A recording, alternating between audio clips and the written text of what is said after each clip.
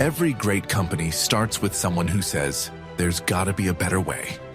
This is the show for founders who go against all odds and push through when the odds say quit. The leaders who trade certainty for the pursuit of their vision and build something remarkable. This is Audacity of Entrepreneurs, where serial entrepreneurs, exited founders, executives, and their advisors have unfiltered conversations about what it really takes to build a company. Here is your host, Nick Urison. Welcome to another episode of Audacity of Entrepreneurs. My next guest today has been an entrepreneur since he was 12 years old. And his first job, well, I don't want to say job, his first enterprise as a 12-year-old boy was dog walking. In fact, he turned it into a business. He would collect $2 and then pay $1 to the walker and make money. So that's his first enterprise. And he is what we entrepreneurs call unemployable.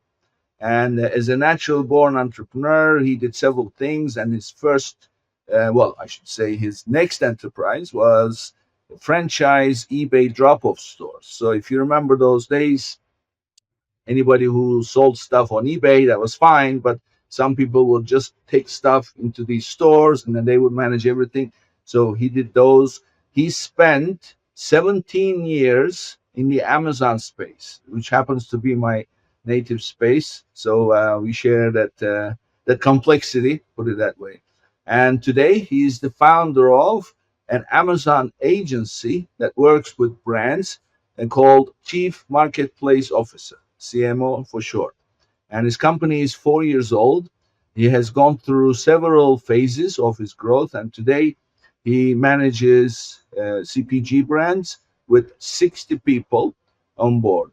And when he's not working, he likes road trips, cooking, wood burning, pizza oven happens to be his focus, and also spend time with his two daughters. And with that, everybody, meet my guest, William Fickman. Welcome to the show, William. Hi, Nick. Thank you. So 4 years in Amazon space is a long time. I'm sure you feel the heat, right? So it's not an easy place to be. So you don't to do this with just a few people, right? So tell me about how that 4 years felt. 4 years in this business, but I've been in the Amazon space for 17 business years, since about 2009. I've built many teams and several companies. So how did it feel? I mean, sometimes, like I tell my team, you're building the plane as you're flying it. And so, but you have to start somewhere. And to start, you've got to build a delivery team. So how did it feel? Obviously, when you're starting a new business, like I tell my team, you're building the plane as you're flying it, right? But you need to have a key team that's going to take you and help you fly your plane wherever it is you're going. Obviously, all the typical business challenges that we run into, but it's fun. Growing a business is fun, especially when you're going through growth mode, and every month, every year is better than the last. It's exciting. People want to be part of a winning team. Yeah. This is a great intro to today's discussion. So everybody listening, you want to stay tuned here, because what William is going to share with us is how to create a winning team. So there are 3-4 points that are key to building that team so that you can grow your company. And our subject is going to actually divide into 3 subtopics. So he's going to start with something that he learned all through trial and error that no one mentions when you're building a team. And that is the first 2 to 3 people. Then we're going to move on to how to create a culture in the organization. And then finally, for those who stay until the end, are going to learn some performance metrics that are key to measuring how your team is performing. So with that, let's jump right in. So William, this thing about your first 2-3 hires that no one mentions, tell us about that. What does that mean? Yeah. So you got to look at, like, what is the business doing? What's the actual delivery of the business? And in my case, It's managing products on Amazon, managing brands on Amazon. And so it's heavy operational, but it involves deliverables, right? Graphics, copy, advertising, things like that, that essentially those become the leaders of your business. So the first step is for a visionary entrepreneur like myself is hiring what's called the integrator, right? In EOS traction, some of your viewers might have heard of that in business, is the philosophy of running it. You want to hire, the visionary and the integrator, and they're two very different people. So me being a visionary, the first step I always knew is that I don't enjoy operations. I actually hate uh, management kind of meetings. I hate reprimanding people. I hate following up on to-dos and that kind of stuff. And so knowing my own weaknesses, I knew that I needed a solid operator. That's step one. And then eventually, once the plane kind of got off the ground, I knew that I cannot be the sole salesperson for every client that comes in. I need someone that's traveling to trade shows, going and doing things, talking to clients, all of that. And so sales was kind of the next key area. And then ahead over the delivery, right? All the graphics, copywriting, advertising. You need someone that's going to oversee those deliverables and make sure that your factory is producing those things or results on a regular cadence that keeps clients happy at the end of the day, because that's the deliverable. That's the widget we are making, which is a service of making their brand look nice and sell better on Amazon at the end of the day. So there's quite a few things for our listeners or followers benefit I want to dig into and explain better. So first, tell us about EOS. What is EOS? And give us just a quick walkthrough of how you implement. Yeah, EOS, if maybe you've heard, others have heard of Scaling Up, Great Game of Business, Traction. Those are kind of the three leading ones, I would say.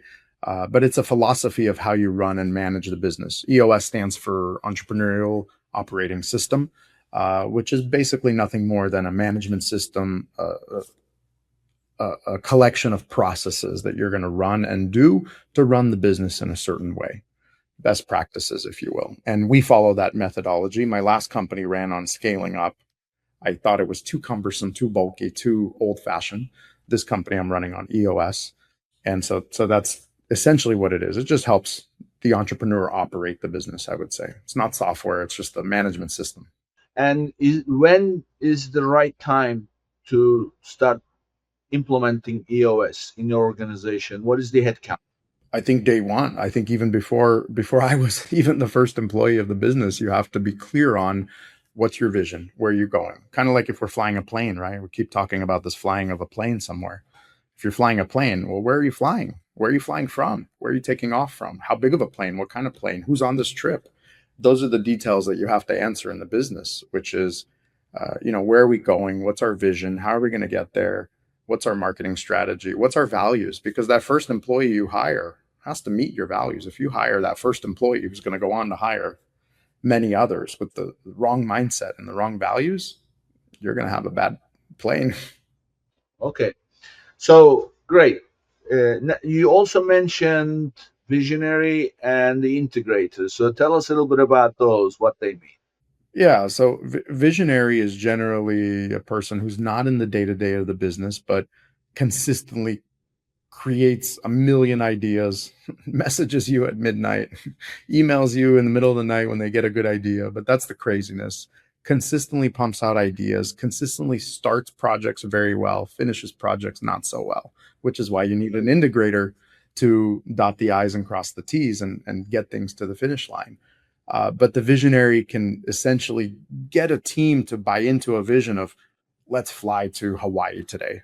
Let's do something crazy that we didn't plan to do, and gets other people to buy into that vision and go on the journey, which is building the business. The integrator is the person, the day to day, the person running the business, having the meetings, hiring the staff, running kind of the day to day operations of the business.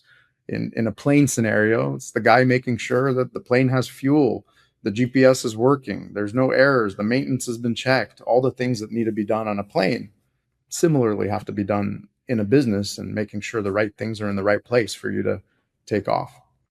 Our subject here is the first 2-3 people. So I'm assuming you are picking the integrators who will work with the visionary, who is the entrepreneur himself, usually, right? Yeah. It's hardly, I've never seen entrepreneur. It's very rare, put it that way, that entrepreneurs who are actually operators, they don't like to operate. They come up with the ideas and then they have a dream and okay, I want this to turn into reality. Only in So, a CPA firm. well, you're right. They become boring, pretty boring. So does that mean you have multiple integrators in the company? No, there's one integrator, but the integrator could have different people reporting to them, perhaps a head of ops, a head of creative, a head of every department that you have within the business should probably have a head. Sometimes a head can be a department of a head of 2 or 3 departments, perhaps. In our case, it's very operational. So we have an integrator and then, kind of a operations manager with departmental heads that roll up to the operations manager. But the integrator is not just operational. The integrator, has to take the vision of the business and make it alive throughout all of those departments and the goals and the KPIs and all those things. It's not just operations of client work delivery, for example. And who is the integrator reporting to? And visionary, how many direct reports ideally usually you have in that structure? Usually a handful. I think of it as like you can count them on one hand, right? So less than 5 for sure. Ideally, 2 to 3 is a good number. I would say in my case, it's probably 3. But as we grow, that is changing, right? As we grow, the structure continues to get built out. What we were at 10 people is not the same at 60 people. And today at 60 people, that direct report grows a little bit. But I would say once it goes beyond 5, it's time to, restructure a little bit. I don't know if you've ever, I don't remember who said it, said you should be able to feed a team with 2 pizzas. And so if you can't feed the team with 2 pizzas, your team is too big. That's Amazon. That's Bezos. Oh, is it? Ironically, Jeff Bezos. Okay. Yeah. Once it exceeds 2 pizzas, it's too many. Yeah. Well, we're virtual, so we can't even order pizza. Yeah, exactly. Okay, so great. So now the key question is those first 2-3 people. Obviously, one of them is the integrator you are hiring, right? Correct. So who are who are those 2-3 people that you are picking when you start? I think every business is going to be different, but you got to look at what do you actually do. In our case, we produce management services of Amazon, right? So sales is an important part. We're in an agency business, right? We have clients that come and clients that go. That's the normal pattern of agency business. So you need someone who's going to continuously put new things into the hopper and make sure that there's a new pipeline of customers. Then there's the integrator. Then there's a head of operations, and then perhaps a head of client delivery, someone that's going to be interfacing with the clients on a regular basis. I talk to as many clients as I can, but there's no way I can talk to 60 clients every week continuously. And so there's that. So those are kind of the heads. What's the difference between the integrator and the head of operations? I think the integrator works much closer with the visionary, probably an executive leader of the team. The director of operations directs the tactical operations of the things that need to get done that day, that week, for example. So maybe the integrator is managing to the month or to the quarter, making sure everybody else is aligning with those goals. The operator is managing to the daily, right? To the hourly sometimes.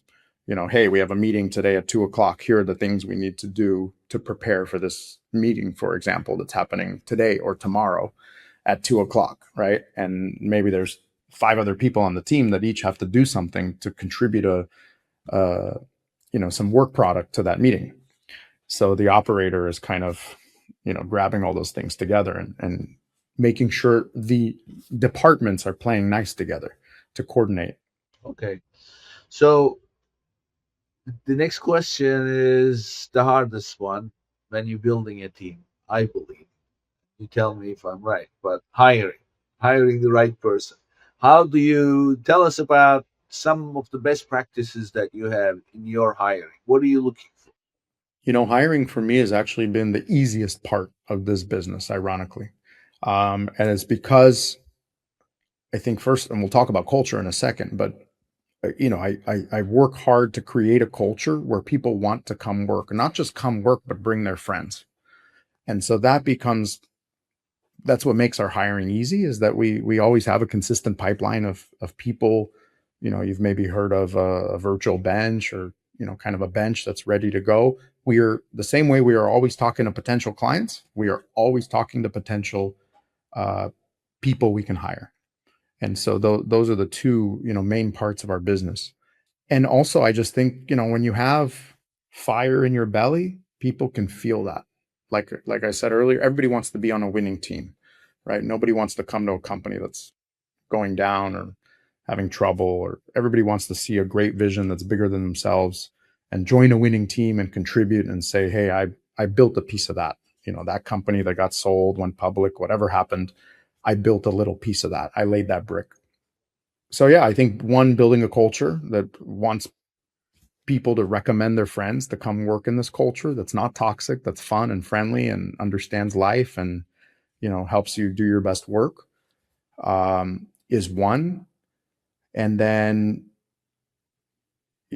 so one is the culture. Sorry, I lost my thought, Nick. No, I mean, we're talking about hiring. How do you know you got the right person? And what, as I'm listening to you, what I'm thinking is you are really not prioritizing knowledge and experience as much as putting ahead of that their attitude in general. Is that right?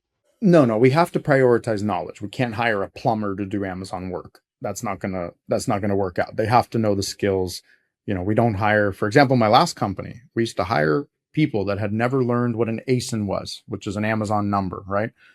And then we would train them and teach them. Today, I don't hire somebody if they don't know not just what an ASIN is, but very deep knowledge of Right. Amazon. They have to have hands-on, multiple years of experience. Even with, let's say, a graphic designer, I'm not hiring a regular graphic designer that creates good work. I'm only hiring a graphic designer if they've done really good Amazon work specifically. So they already know the nuances, they know the specs, they know what's going to work, what's not going to work. They know what words they can use, what words they cannot use, right? So all those things we short circuit by avoiding, those mistakes that are going to happen.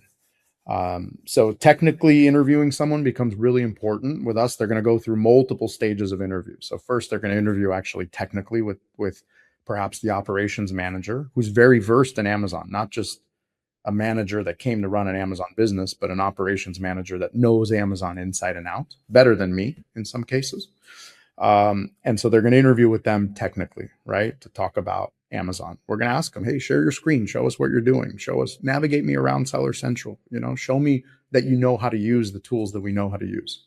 And then, of course, at the same time, we're checking for culture and fit. The first 20 people I actually interviewed directly. I interviewed every single person, the first 20 of the team. Once it got beyond 20, it just got too hard, too much, too often to keep interviewing people. But I instilled good values into the leaders below me to go, hire more people below them. So the question is, what if you have someone who has the knowledge and the skills? He's got the experience working on Amazon several years, but the attitude is not there. So he's just looking for a paycheck. Says, okay, I like the vision, I like it, but how much you paying? That's what I'm interested. So, what do you hire such a person? Yeah, look, it's hard to have a complete team of A players. Anybody that tells you I only hire A players, BS, because tomorrow an A player gets in a car accident and they're suddenly a Right. B player. So there's no such thing as a company full of A players. You're going to have A's and B's and C's, and people go through different life stages, right? If I'm going through chemotherapy, I'm not going to be the A player I was yesterday. If I just had a baby last week, I didn't, but if someone has a baby, they're not going to be the A player you expected them 2 months ago. So one is, you have to realize that people go through their natural life stages, and you have to be patient enough and support them enough to get them up and down through those various levels of life. Um, but yeah, I mean, we generally want them to be responsible, to meet our values, to be eager to learn, right? To my values are, for example, responsive and proactive, right? Responsive means you don't take a day to return an important text or email. There's no reason you can't return it in 2 minutes, for example, right? To me, that's responsive. So we look for people that have that same kind of charm, that they have that responsiveness, proactiveness. They're not just waiting to be told what to do, but they're taking action and moving the company forward, even sometimes without being told, hey, here's your job, your task. They're moving it forward and creating what they think is their job and their task. So, as you were talking, I remembered something many, many years ago. Jack Welch was being interviewed. And remember him, he's no longer running GE. But those days, this is when he was appearing everywhere. He was the CEO of GE, was always his baby. And he had written a book and he was being interviewed for the book. And he said there are four types of employees. First one is the kind of employee that has the values that you want in the organization and makes his numbers all the time. So that's type one. Type two is the slacker, does not care about the values. He has his own thing. And for whatever reason, he got this job and he just does the bare minimum, often misses the numbers. And so that's the exact opposite. Type two. Type three is the one that always makes his numbers. He's delivering every time, but values, he doesn't care. And type four is the one that has your values, but cannot produce the numbers. So he says this: type one, you better hold on to those. Whatever you can do to make sure the one that has your values and delivers, you cannot let them get away. Make sure that they're satisfied and keep them. You better dump type two, doesn't care and never makes the numbers. Get rid of it as soon as possible. And then he says type three, that always delivers the numbers but does not care about what the company stands for. He said, unfortunately, we have too many of those in corporate America. Right. And type four, give them a second chance, support them, because if they have the potential to grow and learn, then they can be that type one. But don't get rid of them. Hold on to them and support them if they have the potential to grow. If they don't, also don't waste your time. So that was his approach. He didn't say fire type three, but he simply said that's the problem in corporate America. So, what is your take on his approach? Yeah, obviously I agree with it. I believe in giving people a little more, patience and having honest conversations, right? So let's say I have a type four who's a great fit culturally, but doesn't deliver. There needs to be an honest conversation. One of our values is direct and honest, which means we're going to sit down and right away, you shouldn't feel awkward at all if I come to you and say, hey, what's going on? I notice you're missing your numbers half the time. What's going on? Many times there's a good reason for that. Oh, hey, my husband is sick. Oh, hey, I just had a baby. Or I had this or that. And it's affecting my ability to work. No problem. Let's change you. Obviously I can't pay you full time to deliver half the work. Let's change you to part time. And suddenly you have someone. Today we only have full timers. But in the beginning, I did do this a lot where I would say, fine, no problem. You're great. I love your work, but your pay is going to go to half now, right? Because you're really working part time, for example. And so you can adjust those. And over time, perhaps as that situation resolved for them, they were able to get back on track and be a good performer.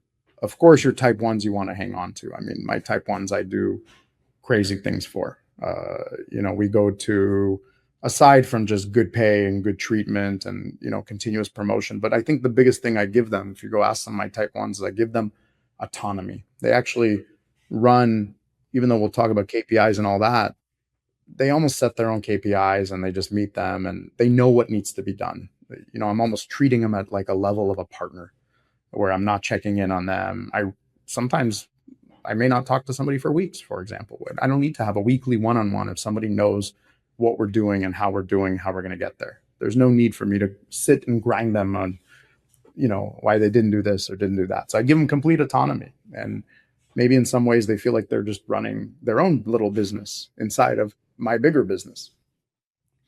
So that's the biggest thing is I give that. And then life flexibility. I think that's how you really hang on to the type ones. If you give them life flexibility, aside from pay, you can't pay somebody, half the rate and expect them to stay forever. They'll do that for a little bit. And certainly my type ones perhaps came and worked for less money in the beginning. But at the end of the day, they have a family to feed. They have goals. They have dreams that you need to support. So let's now talk about culture. First, define for us what culture means in a company. I would say culture, the way in a family you have rules. You could have explicit rules that are understood by all. You could have other rules. Actually, a therapist told me years ago, said, William, every family has rules. And it seems like you have broken some rules in your family. And I said, wow, I didn't, we don't have like a coat of arms on the wall with rules, but there are rules, right? For example, in my company, it's an unspoken rule. When you're in a meeting with client, no Zoom, no mute, no camera off, right? You should be as if you are in a room with a person. You do not walk into a conference room with tape on your mouth and say, I'm here, but I'm not going to talk. Right. It needs to be mimic real life. And so that's an unspoken rule, for example. And so there are certain rules that just, that everybody kind of expects. Like if we have a certain meeting coming up with a client and somebody messages about something, yes, we're responsive, but we need to know when we need to be extremely responsive because it matters to the other person a lot and it's going to affect them.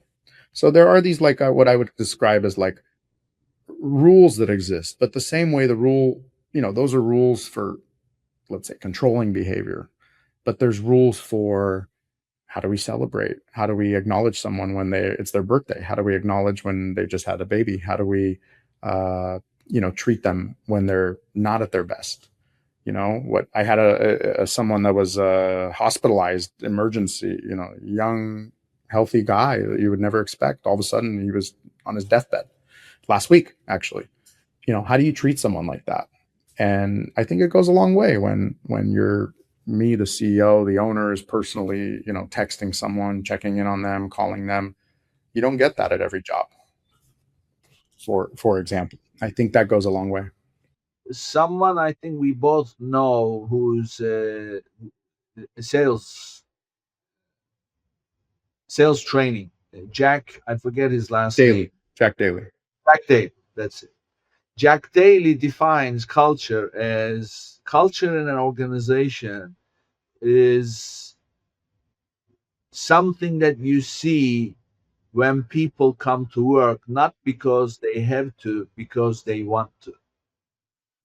So Yeah, that's how did you hear that? I've heard that, and I've heard the other version of that is, like when the cat's away, the mice will play. But when the cat's away, the mice know what's right and what's wrong at the end of the day. They don't need to just do work when the boss is there. We're remote, so there is no boss there on their shoulder. Right. We're fully remote. It's not like, someone's boss is sitting in the office making sure you're doing your work in your chair. So at the end of the day, people just have to be responsible, do the right thing, work diligently and honestly as they would if they were sitting in an office. So how do you, you kind of mentioned it, but as part of our conversation to bring it more structure, give us some examples of, in your company, for example, what culture looks like. What are some of those practices? So say that you hire somebody new, right? So they don't know anything. So when they come on board, what are they being told in terms of the culture in the company? Yeah, look, First of all, we have a set rhythm of meetings throughout the week, right? There's like specific brand meetings, design meetings, management meetings. Like there's different types of things that are happening throughout the week. We actually allow them into all of that, pretty quickly right away, right? So they're joining the meetings that are related to their job and role, right? You're not going to have a graphic designer in the management meeting, for example, but right away they're put into the system that exists. The machine is working. The plane is flying. They instantly come in and take a seat in there. Obviously we have, like Slack, something like Slack that we use Zoho Click, for example, but we've used Slack time to time as well, but they get plugged into all those systems and all that. They have direct access to every manager, person, high or low on the team, myself. Many times I've had, employees should feel very comfortable to message me directly, right? Even though I'm 3 or 4 levels perhaps separated from them of management at this point, they can feel very comfortable to message me directly and say something and express something. So it's open communication from that regard. And then we celebrate them. I think a lot of companies, don't give enough celebration to when someone starts a job. So when they start, they're going to get some sort of a welcome message to the team, introduction. In some cases, we've done things where we perhaps, even mail a gift to their spouse and say, thank you for sharing your husband with us. We're going to take 40 hours of his time every week, but thank you for sharing him with us. We've done stuff like that, for example. So I think just celebrating people that come onto the team more than, celebrating milestones necessarily. But also celebrating the milestones, right? We keep track of birthdays and anniversaries and that kind of stuff because it's important to people and they want to be recognized for that. They want the company to know, hey, I've been here 3.5 of the 4 years that we've been around, right? To someone that got hired last month. So these are little things I'm hearing, that you simply pay attention to people's personal circumstances and acknowledge them, etc. Right? That's what. Not just pay attention, we actually track. Like we actually keep, lists and software and spreadsheets that tracks things like, birthdays, children, people's kids' ages, for example, stuff like that. We keep track of those things. What happens when people miss meetings? You mean like they're invited and so that rarely happens. You're either in this meeting or you're not in this meeting. Of course, if you're going to miss a meeting, I have a doctor's appointment today and I couldn't reschedule it. You just let the team know. We have channels for everything. You would just let whoever else is in that meeting know, hey, I'm not going to be there. I'm going to be there late. I have a client call that's going to run over, something like that. But that goes with our value of proactive and responsive. So if you're a proactive person, of course you're going to, if you're running home late for dinner, are you not going to let your wife know that you're going to be late for dinner that night? Or are you just going to pretend, it doesn't exist? Let's have also touch a little bit on the difficult conversations, because they are difficult, right? So it's either their performance or something is going on, or you heard that they did something between two team members and then you happen to find out. So do you follow a best practice for having those difficult conversations? So to be honest, a lot of those difficult conversations are headed by, our operations manager, right? Because all of the people report to that person effectively. And so a lot of that is blocked and tackled for me. I'd say for me, the difficult conversations perhaps are on the client level, right? Like maybe a client is not doing what we're recommending and we need to make sure they follow these steps to do what we recommend. Or maybe they're not getting the sales results that they expected. And so we need to strategize and discuss why and what is going to happen in there. So my difficult conversations tend to be more client facing. But still, I've had even, at our lowest level, there have been things that happen where, let's say I need to speak to, one of our people directly, and I just call them directly in our, Slack. Basically, you can call, push a button and I call them, and it's like dialing their phone right away. And how do you, like, I mean, you could be having difficult conversations with your integrator. Suddenly something may happen, the performance, so how do you approach that so that it doesn't become confrontational or makes the person feel bad, or what is the best way to handle such a situation? Yeah, I've actually had it. And maybe this person will watch this on our team, but we have someone on the team that sometimes will talk over people, right? You'll be talking, and especially on Zoom, this is amplified because the way Zoom and all this digital stuff today works, when two people talk at the same time, it's not like being in a room together. It's one-way traffic, right? So it makes it pretty difficult for the meeting. So I've had situations where I say, look, like, we've talked about this before. I gave you a friendly reminder before. This is something you got to work on.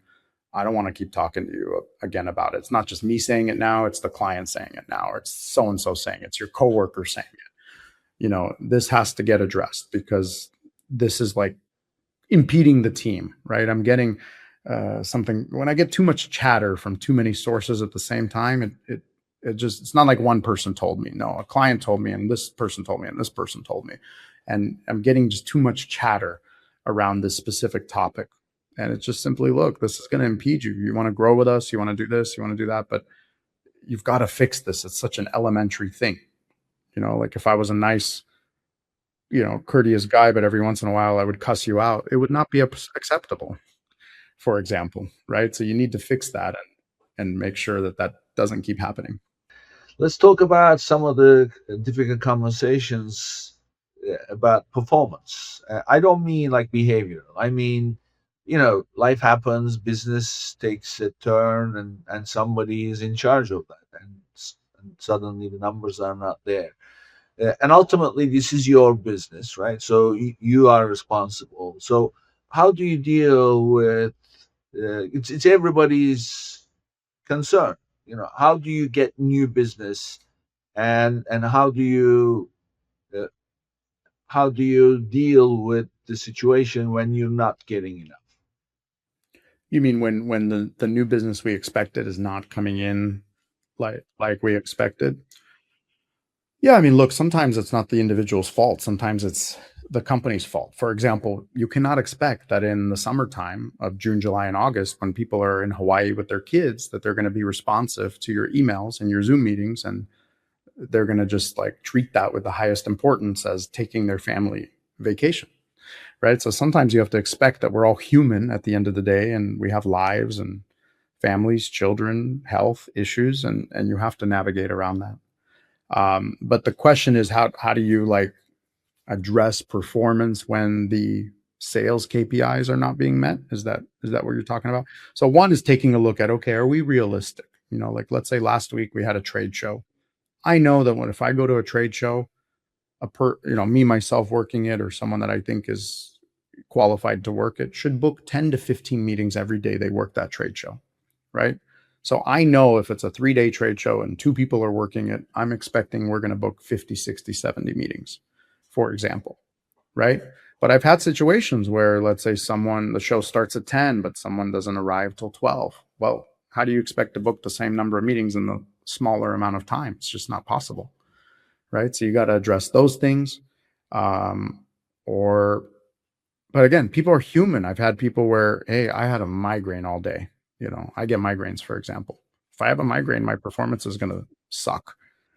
And so you have to be human and understand your people first, right? And usually the good people, the type ones, they don't need to be checked or KPI'd too often. That's the beauty of it. They don't actually need to be talked to there's very few difficult conversations with those people usually. And they'll fix it the other thing is when there is a difficult conversation, they'll fix it quickly. Usually it's one time. Yep, you're right. Not a big deal. I'm on it. And they'll fix whatever that issue is. Do you have like a signal, or do you title the conversation, look, this is going to be a difficult conversation, and that now they know that an action has to come out of it? Do you have anything like that? No, I guess like a safe word or something. No, we don't. We don't have something like that. But I think for us, the key is our value of direct and honest leads. And if I'm direct and honest with you, I have no problem coming to direct to you, and you have no problem when I come at you to know, oh, he's just being direct. Like, this is how we behave here. We don't just like sweep it under the rug or not talk about it. Like, it's normal to just have that conversation. Just since we're talking about booking meetings, etc., just as a segue, every entrepreneur's question is, as an entrepreneur who's been doing this long enough, what do you see changing in customer behavior or client behavior in terms of getting new business? What are some new things that you can share with us? Client behavior in terms of getting new business. Yeah, yeah. I think today, especially with AI, not just today, but like the last year, the last 6 months, literally with, the uprise of Chat, Claude, all these great AIs that are actually working, clients have become 100 times smarter than they were a year ago, right? They can find information faster. They can self-serve a lot faster. They can do a lot of their own work faster, right? They can become their own lawyer. They can become their own graphic designer. They can become their own podcast host, whatever it is that perhaps before was very difficult and you really needed one or several experts to do well. You can do pretty good today, pretty quickly, right? For example, I am AI replacing, my bookkeeper today. Not replacing, she's going to change to more of a strategic bookkeeper instead of a data entry clerk. But today with AI, I have my books are automated and running, nearly seamlessly. What a person used to do before. If I was a bookkeeper, I'd be worried about that because that skill's going away. The strategic is not going to go away because AI continues to miss that and doesn't understand the full context of things. So I think that's what's happening is clients are getting smarter and they have better tools that can assist them with things, right? For example, I have an SEO firm that works for us and helps CMO with our SEO. Every month, I pretty much have my AI run an audit on my account. And then I send to my SEO team here's what my AI said you have not completed yet. Prove it wrong.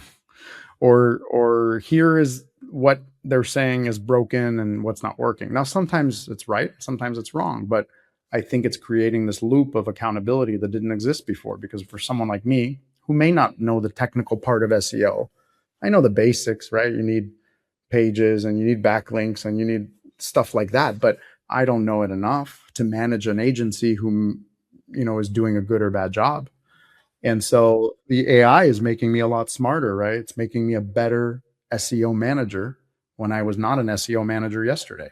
And how about getting prospects, people who are looking to bring on board because they don't know you? You have to earn their trust, right? So especially with this AI, chat, the people know. So what are your thoughts about that? How are you experiencing that? Well, first off, just to finish the first question was because of all this AI, I think customers have more options suddenly. There are more providers popping up overnight that I could create a website and be in business tomorrow as a pretty professional looking company with the help of AI, which would have taken me a long time to do before.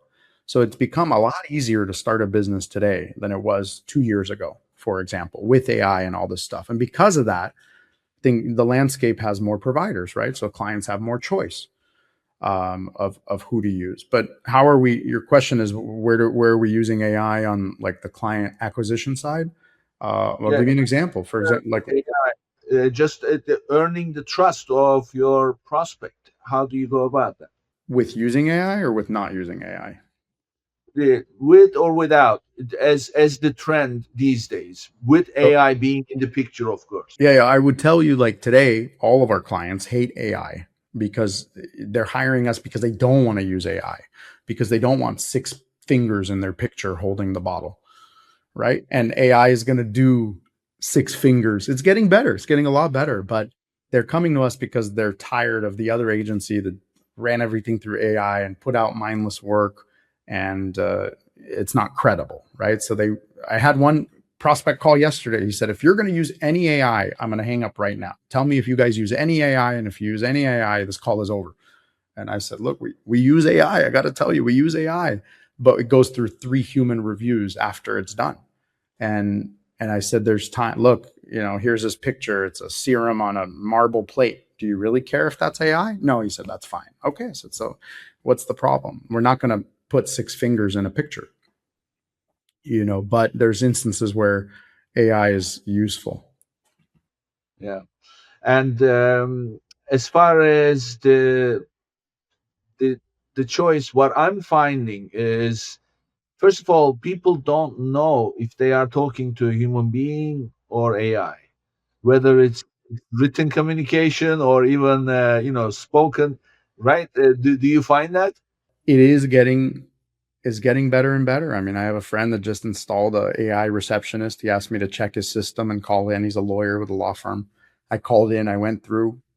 I mean, I can tell it's AI, but it will do 90% of the job that he had a receptionist doing before, right? He captured my info, the problem, he summarized it, captured all my data, my phone number, my email, and then we'll route that lead to one of his lawyers inside his law firm, for example. So it's like we hate it, but we're all using it. Yeah. Like as consumers, if we call Verizon, we hate AI, but then in our own business, we want to use AI wherever we can. It's like a monopoly, right? So monopoly, as a small business, an entrepreneur looking to grow, you hate monopoly. You have these big businesses, they have monopoly, they won't let you get in. But as soon as you are successful, you become big. You love monopoly because it's like that. Do you find people are more skeptical about who they are dealing with because now there is AI also? Yeah, recently, like I can tell you one thing we started doing, for example, trade shows we go to, we're always organizing dinners where we take existing clients and prospect clients to dinner. Uh, we have never taken a prospect. We have never held a dinner that didn't result in a multiple of clients, for example. And so it just tells you, like, there's one thing, somebody just talks to me on Zoom. They don't know. I could just be a guy with a nice background. They don't know Right. where I am and what I'm capable of and who they're really going to trust. When they meet you in person and they spend hours with you, it's hard to fake being fake for Right, right. multiple hours through dinner. That authenticity is very hard when you spread it over a long period of time and it's Right. personal, right? Right. Great. Okay, so for those who have been listening until now we've come to the highlight. At least for me, it's always highlight when you involve numbers, KPIs. So tell us, in your company, share with us some of the KPIs that you hold dear that tells you everything that's going on in the company. Yeah, so I'm sure you've heard the thing, if you were on a remote island and you got a bottle that sailed over to you and there was a note inside, what 5 to 7 numbers would you need to know how your company is doing? So obviously we have those, right? Sales, revenue, profitability, what's in the pipeline, what's not in the pipeline. We measure clients at risk, for example. So we have a red, yellow, green, like a stoplight on every client. And we measure that as a percentage of green, right? So we want to see that 80% or more of our clients are in a green stoplight, which means there's no issue. The client is happy. We're happy. We don't expect them to ever leave, right? Of course, there's red clients where their account may have been suspended yesterday by Amazon, and very likely they're not going to need our services if we can't get that account back up. Oh, this is the color Amazon's. It's This ours. the health.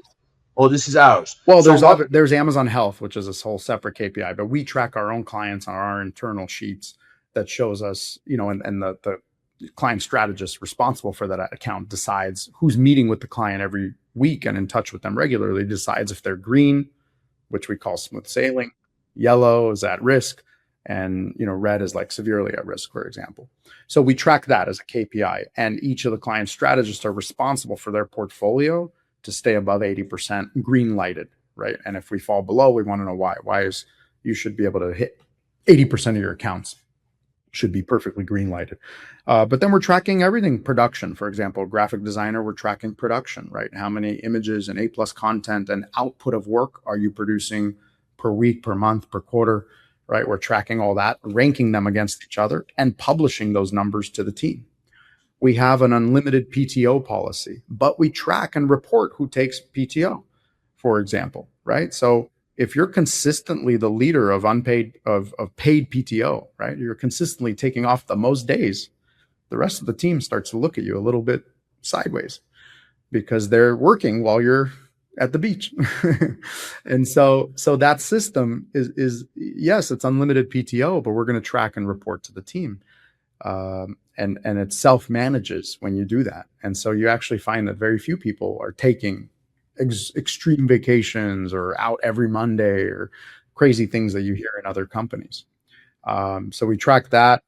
We track many other things. For example, the number of new campaigns that are created in an account. I always show prospects, if you have an account with advertising and your manager is not creating new campaigns and Amazon tells you the date a campaign was started, they're lazy, or there has to be either some reason why a new campaign has not started. Like, for example, you're hitting your max budget every week, or they're just lazy in managing what's there. Much easier to manage what's there than to go and find new campaigns to create and start, right? Much easier to go in and adjust bids by 5 cents every day than to pull keyword research lists and search term reports and all this stuff and figure out what's working, what's not working, and kill campaigns, start new campaigns. So we track that, for example. I certainly look at that myself all the time in our accounts. And then we track employee turnover. Same thing. The way we track client turnover, we track KPIs for employee turnover to judge their satisfaction. If we have too many employees that are turning over, something's not right. We're not hiring the right people. We're hiring perhaps out of scarcity. Perhaps we're not keeping people happy, right? There's different things that could be going on within that. So we actually track turnover, and we want very little turnover. And the operations manager, actually, that's their KPI to track that we have less turnover. Yeah, I mean, there's many more. Every team and department probably has dozens of other KPIs that relate to their specific area, right? So we do brand protection. We kick people off Amazon. So, for example, we're tracking our success rate of kicking someone off. If we make 10 complaints and 9 got kicked off, we have a 90% success rate. And so that tells you how that department's working. Yeah, Amazon has so many KPIs. It's unbelievable. But they built. I always tell people, Jeff Bezos did not create an e-commerce company. He created a business machine in terms of how a business manages itself, and you can apply that to pretty much anything. Whatever business it happens to be e-commerce. But look at all the other companies, and they all run the same way. The decision-making process, the data, what kind of data they are collecting, it's always something. So that's actually baked in. Have you heard of the Amazon leadership principles, the 11 leadership principles? And it's basically their values. And one of them is data focused. I forget what it is, but it's like, okay, what's the data? If you're telling me I'm wrong and you're right, show me the data. And if you show me the data, I'm not going to disagree with you. And the data is KPIs. Yeah, exactly. It's always, it's no one person is overruling anybody. It's the data that's deciding. So one other thing that I know, I heard when I heard about this, I thought, oh my God, this makes total sense. End-on cord. Are you familiar with the end-on Never cord? heard of that. ANDON cord. End-on cord. Never heard. So end-on cord is something that they use at Amazon. And what that is it was created by the CEO of Toyota. I believe it's Toyota. So what happened was one day he was visiting the assembly line, and he said, so what happens if something is wrong in the assembly line? What is the measure? And they couldn't really give him a good answer, because if something is wrong in the assembly line, it affects thousands of other employees, the production and everything. So he came up with this idea to put a wire over the head of every single assembly worker, and he gave instructions. Anytime any assembly worker sees something that's detrimental to the production that they are part of, you pull the end-on cord. And what that did, that halted the entire production on the spot. So he empowered the lowest ranked person to be able to stop the entire operation. So that is what Amazon operates. They have an end-on cord. In fact, the customer service. So you reach out via chat, phone, or whatever, and you say something is wrong with my delivery, and this delivery shows that it was delivered, but in fact it's still not here. Then they are going to absolutely fire that delivery company. They're not gonna take a risk. So that the person pulls the end-on cord. You know what I had about a month ago? I been doing Amazon for 17 years. Like I said, I've never seen something like this where I was talking to a prospect and he was blatantly rude, cursing, terrible, just a terrible person. You don't want to work with someone like that. His account was closed by Amazon. And I asked him, I said, what's the reason? He said, because they told me I was rude. I was like, that's BS. Amazon would never tell you you're rude. I've never seen that in my career ever. He ended up showing me the email where he literally gets an email, a suspension email from Amazon, where the seller support rep said that his behavior doesn't like mimic their values. And because of that, they don't want him in their system. That seller support rep, which is probably, somebody pretty low level, right? Right. Somewhere in the world, not in the US, pulled an end-on cord, like you're saying, and suspended this person because they were blatantly rude. I'm sure if he spoke to me that way, I can only imagine how he would speak to a Filipino support rep over the phone. Right. And I've never seen a situation where someone's account is suspended for being rude. And I literally saw it. I saw the email with my own eyes. I couldn't believe it. I thought he was like BSing me or lying to me about it. But yeah, that's a I thing. have I had another podcast called Amazon Legends, and I would have a lot of former Amazonians on the show. One of my favorite subjects was always talking to them about the end-on cord. So tell me about the end-on cord. So when did you ever use it? Did you ever see it used? And they would tell me stories. It's crazy. So this is it's really empowering, the little guy. So it's also part of the culture, of course, in the company. This is a great conversation, William. So now we've come to the favorite part of every episode I have, which is when we get to know the guest in terms of who he is. And my area of interest is always in the early years. So we've already told everyone that you started at the age of 12. So you already were an entrepreneur at the age of 12. But when was the first time you started to think as a kid that you had these entrepreneurial tendencies? I would say probably 5 years old. I was always trying to sell something, right? So maybe 5, 6 years old, I was making what today the kids are going crazy over, which is squishies. I was making balloons filled with rice and flour. And essentially that was a squishy that today these kids are going, I have like 100 squishies at home today. But probably 5, 6 years old, I started making those and selling them at school. But also, even though my dad was not what I would say a successful entrepreneur, he ran a business. He ran a small auto repair garage, here in LA. And immigrant, mechanic by trade, opens his first business, the American dream, but he was not successful. I would say he struggled for many of those years. He put food on the table. We didn't live a lavish life. We didn't have fancy cars, house. We didn't fly private. We didn't fly at all. We actually drove everywhere because we couldn't afford flying.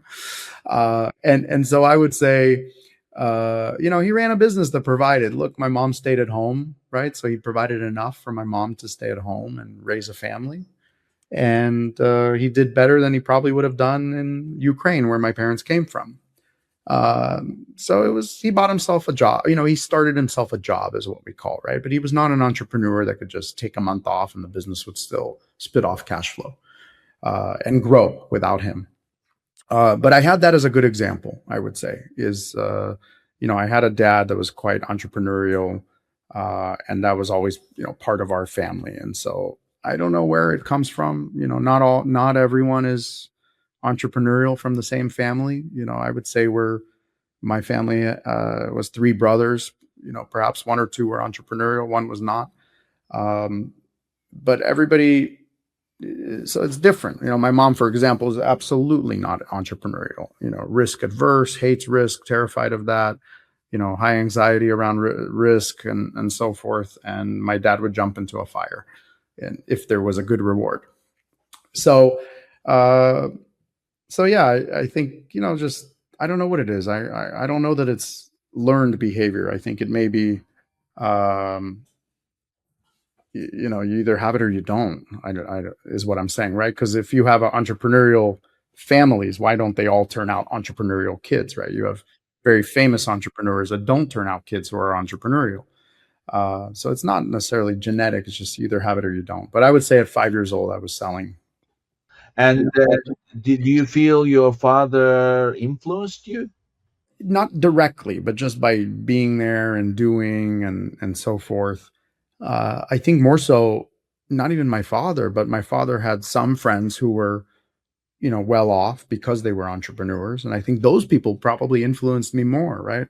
The guy who's riding around in the new Mercedes all the time, you start to wonder, like, okay, why does my dad not have a Mercedes and he has a Mercedes? Like, what's going on?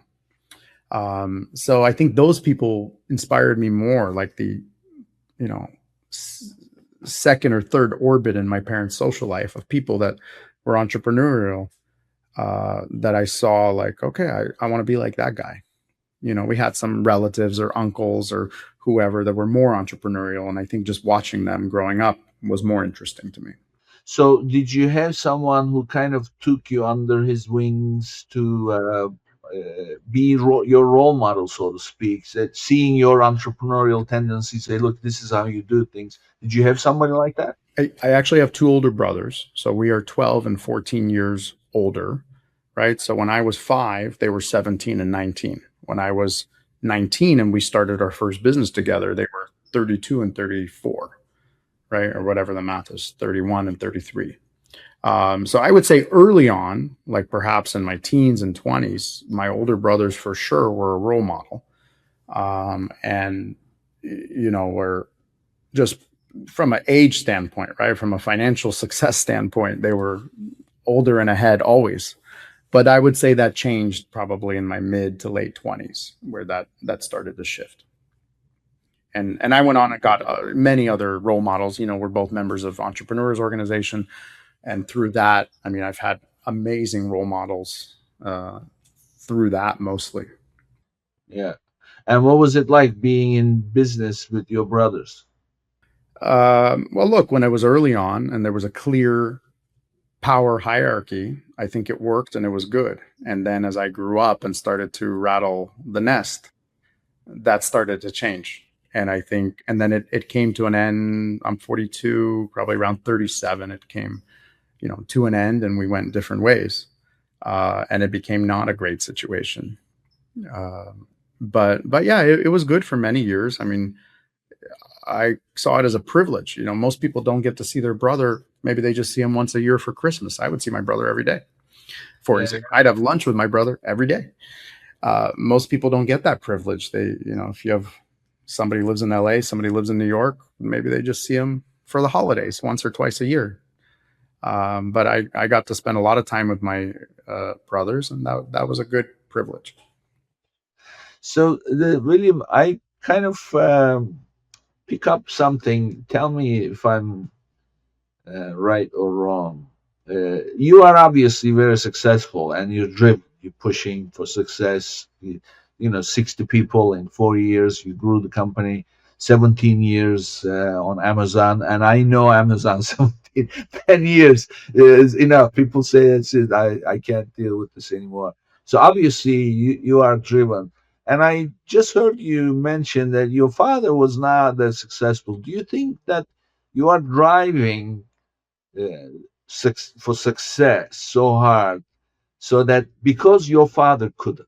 You hit it on the head. It's because I saw my dad fall so many times and hurt himself in business, right? You give me goosebumps. That's how you know you hit it right, is you give me goosebumps. And I saw my dad, ultimately, he lost his business. He foreclosed on our family house. My family got evicted at gunpoint by the sheriffs. And so I think to this day that drives me, because I never want my kids to go through that same scenario. So I'm, overly cautious and overly planning and I have plans A, B, and C for everything that I do, just kind of, mentally.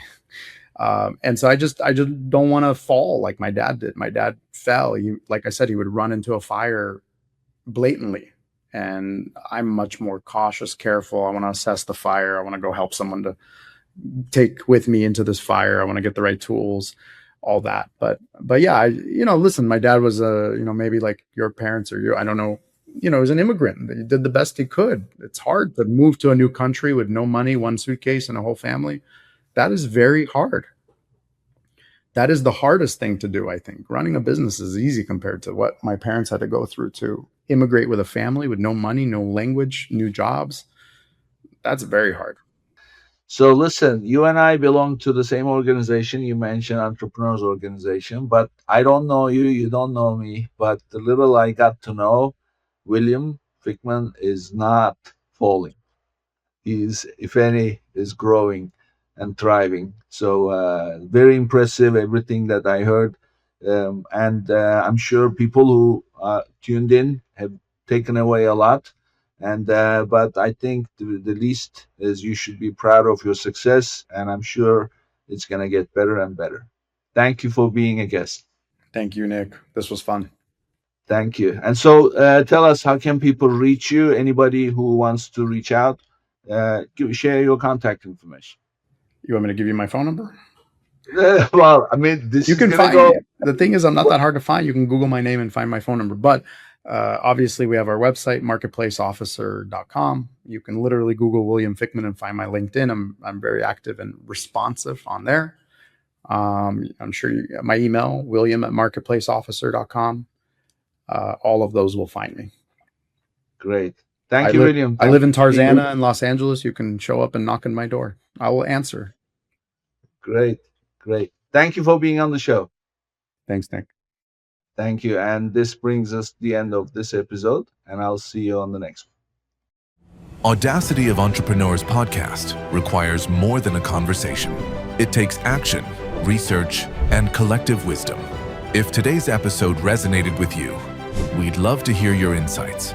Join the conversation and help us shape the future together.